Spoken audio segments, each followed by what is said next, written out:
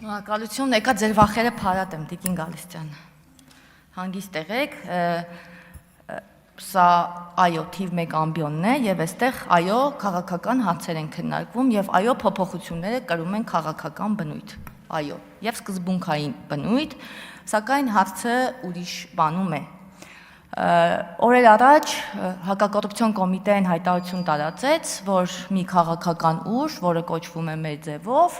փորձել էր ֆինանսական միջոցներով շահագրգռել ընտրողներին հունիսի 7-ի ընտրությունների հետ կապված։ Ու այստեղ մի քիչ առաջ ինձ ուղարկում են նորից ինչ-որ մի հատ հայտարարություն, որտեղ ասում են, որ պատրաստվում են գողանալ առաջիկա ընտրությունները։ Հիմա ուզում եմ ձեզ հարցնել, հարգելի ընդդիմադիր գործընկերներ, արդյոք դուք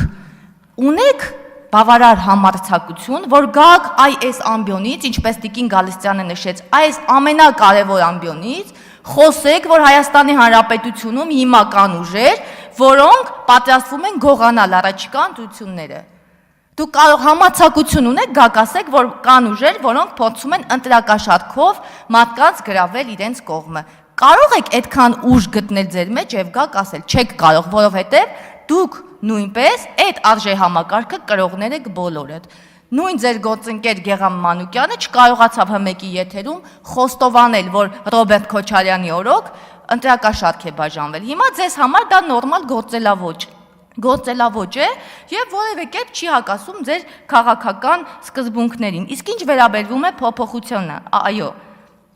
մենք թույլ չենք տալու եւ 2022 թվականին էլ ենք խոսել այդ մասին, որ